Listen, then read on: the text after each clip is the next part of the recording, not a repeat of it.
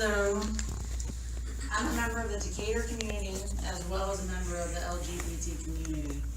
And contrary to the gentleman that spoke earlier, I'd like to say that my wife, if she isn't already, will soon be your child's favorite teacher. And this is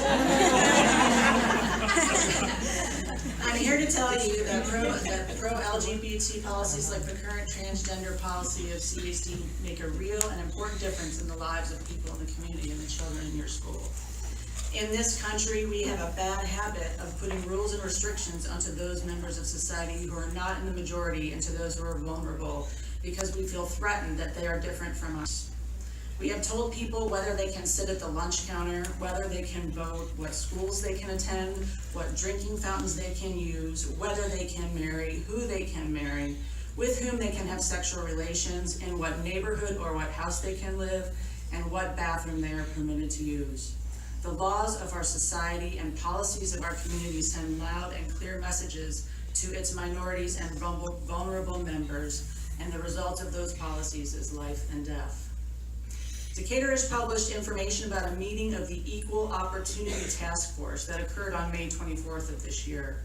The notes of that meeting cited concerns about the current transgender policy, including things like reverse discrimination and the females that would be at risk. Those statements themselves tell us loud and clear that these parents think of transgender youth as predators. If not, what are these females risking by sitting in a stall next to someone else sitting in a stall who may or may not have a penis? The facts are that transgenders are at risk. Studies show that transgender people are at a higher risk of sexual assault, hate crimes, and murder. In fact, 2016 was the deadliest year on record for transgender members of society. I can tell you from my own experience that home and family are often not safe havens for LGBT youth. Having a school environment for your students and a work environment for your staff that is accepting and protective of the LGBT community saves lives. Your teachers and administrators are among the most qualified in the state. Many of them are LGBT. Many of the students in the system have LGBT parents and family, and many of your students themselves are grappling with their sexuality and gender identity every day. It is a matter of life and death. As an IB system, CSD needs to continue to teach empathy and tolerance by example, and allowing transgender youth students to use the bathroom of their gender identity validates their mere existence. Thank you to CSD and to David Duty for your continued support and acceptance of the LGBT students and staff. It means the world to my family and me, and I promise you, it saves lives every day. Thank you. Mark Baker, and I've lived there for more than 33 years. I have 2 adult children that went through the system, and I worked as a school nurse in City Schools of Decatur, where I retired. I still substitute, so I've been the school nurse for every single student who's come up here because I was at Glenwood 4-5 Academy and then at the 4-5 Academy, and I've been the nurse for some of y'all's kids I know. So in my experience as a nurse, and I was actually, before I became a nurse, I was a social worker working with children's disabilities for 20 years. So I'm not an expert by any stretch, but I have sat and listened to a lot of children talk and heard a lot of children's concerns. I have either worked or substituted at all of the schools at one time or another.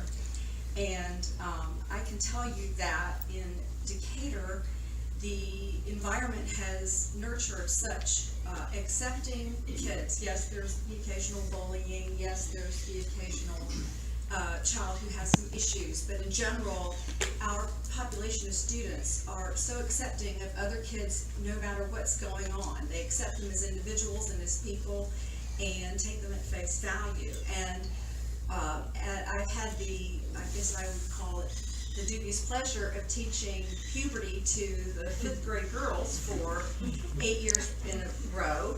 And what I found more than anything at this age was their fear of not being the same, fear of being too developed, fear of being underdeveloped, fear of not growing quickly enough, fear of growing too quickly.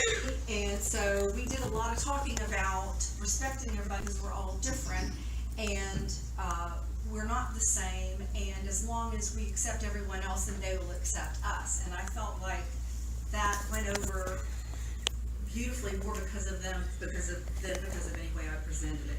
I also want to mention that my daughter, who graduated from CSD, has been married for 2 years to a trans man. And she told me recently in a conversation that she so wished that he had the opportunity to go to Decatur High, because he did not go to Decatur, and his experience in high school was so much more painful than it would have been had he gone to Decatur High School. Because my daughter happened to be someone who spent her entire free time in high school protesting the Iraq War and holding up signs against George W. Bush, because the Decatur allowed her to be herself and express herself and feel safe about it. And that's what her wish is for all trans students in Decatur, is mine as well. Thank you. Terry Beth. Good evening. My name is Garland Hunt. I'm an attorney and a pastor. I'm a pastor of the Father's House. I'm a native of the Atlanta area, and I also have members in my church that are in the Decatur School District. I believe that it's preposterous to even consider allowing a biological male child to invade the privacy of children of the opposite sex. The propensities of a very few should not infect, influence, or confuse the general student population of innocent minors attempting to receive a public education. This will undoubtedly conflict with the values and morals taught by the majority of parents and the faith community. A child should not be forced to be exposed to sexual confusion about their gender. I'm also very concerned about violations of parental rights to determine the time of their children's life, to expose them to questions concerning gender identity. I'm further appalled and highly offended to analogize transgender rights with the civil rights of African Americans. The African American community has suffered, led, died, and have inalienable rights to be free of racial discrimination. We have suffered through slavery, civil war, white supremacy, Jim Crow, and other racial disparities. As an attorney, I'm concerned about Title IX violations. For example, athletes are obviously in an arena where biological sex is interchangeable with genital identity. Males have been very biologically different as God has created them to have a competitive advantage over females.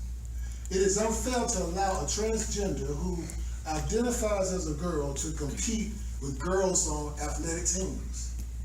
Biological female students would be denied equal opportunity in sports competition because transgender girls are physically advantaged will displace them.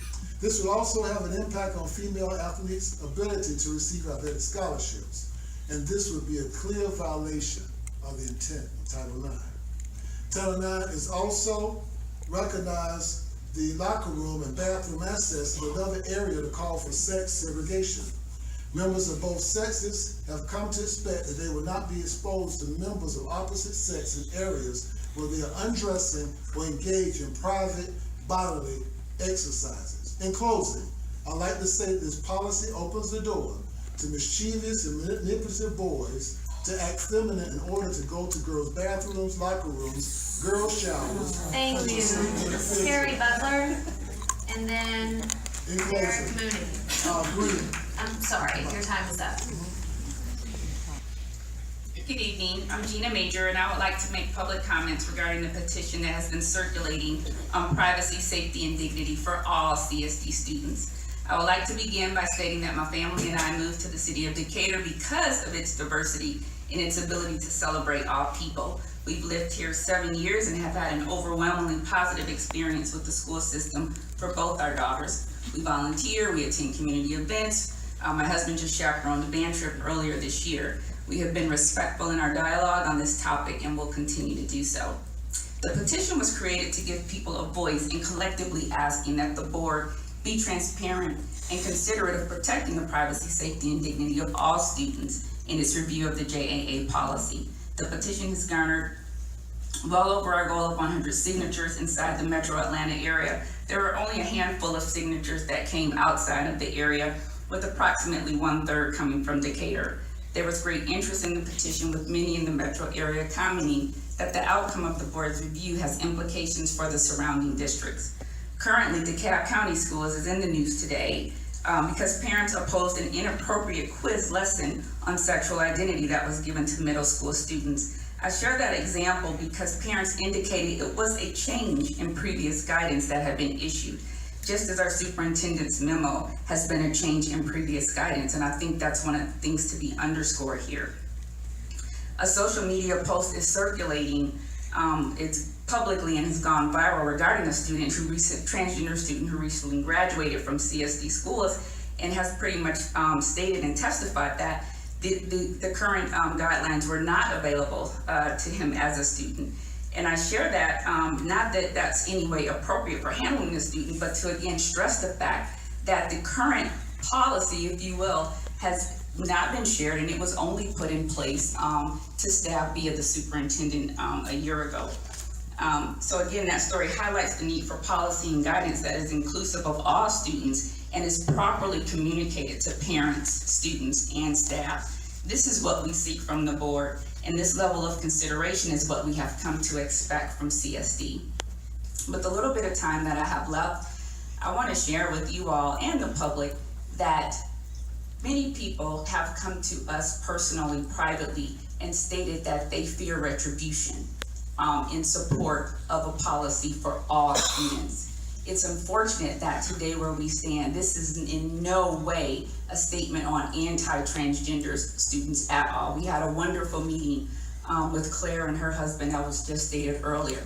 There's nothing anti about what we're asking for, but it is the duty of the school board to consider all students, the privacy, safety, and dignity of all students in their review, and I think we can do that.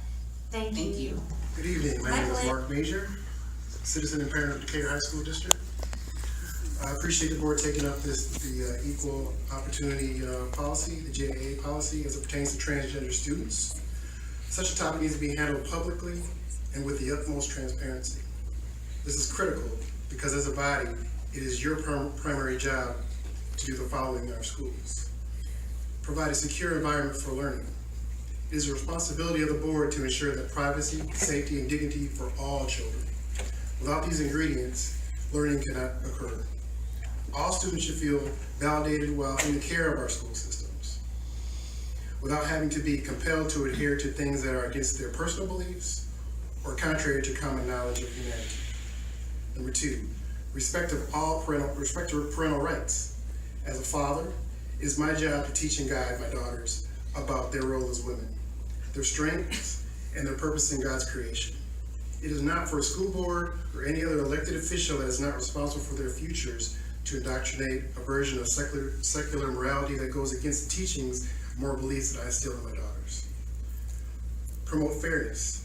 This week I have grown in my understanding of the challenges of the transgender community that I live amongst. And as a caring Christian, my heart was moved. I had a meeting with Claire. It was a wonderful meeting, and we found a lot of common ground. Most of that being we care about our children. We want the best for our children, and we want that dialogue to continue. Which is why I'm here to press hard for the board to do a more thorough, thought-out solution that will garner and ensure the privacy, safety, and dignity for transgender students and their parents, without diminishing the same for other students. You don't judge an action by your intent, but by the effects and the consequences that they garner. The current directives may solve one problem, but they create many more for the majority, which is further divisive in our community. Decatur can do better. So as a concerned parent of Decatur, I respectfully and strongly urge the board for 3 things. 1, again, transparency. The community deserves a full vetting of any changes to the JAA policy from parents, community leaders, faith leaders, and other key stakeholders that have a vested interest. A comprehensive policy needs to occur from that discussion. And rescission of the memo that came out by Dr. Duty is another thing. It was not properly vetted by stakeholders and was an effective end run around parent in the community. I know from public records that some of the board members even had reservations about how this directive was released, and it was not released for public comment. And as a result, I'm formally requesting that this memo be revoked until such a time as an alternate solutions can be reviewed by the committee. Thank you. And revoted by the board. Thank you. Sarah Patino. These are children that are under 18, and parents have a right to know what's going on in those schools and how their children are interacting with others. Let's say if a male student were to expose himself via a naked photo in a classroom to a female student, it would violate child pornography laws and it would be sexual harassment. However, under the same roof, biological males would be allowed in a locker room. And that's a gray area right there, because that puts girls in a position where they're obligated to see that. And is that what parents really want? It's an issue of privacy. It's protecting all students is what it needs to be. It doesn't need to be protecting the LGBTQ community specifically. We need to be there to protect every student and find a way to do that where no one feels left out, no one feels uncomfortable. And we need to raise kids to realize that everyone is different, but that they need to be loving and accepting to everyone. But in that situation, if a girl were to see that in a locker room, then if she doesn't want to see that, it's discrimination. And it shouldn't be labeled that way. And I understand, this is a diverse community, but where is the line drawn? How far does it go? I myself have a transgender person who married in the family. I have multiple people in the LGBTQ community that are my own cousins, my own family. And I love them, but I don't necessarily support their lifestyle, but I know enough about it to love them and to accept them as my family, as my friends. And I just want to leave you with that. I understand there's a psychological burden on those students in schools, but we need to find a way to fix it without putting anybody at jeopardy. Thank you.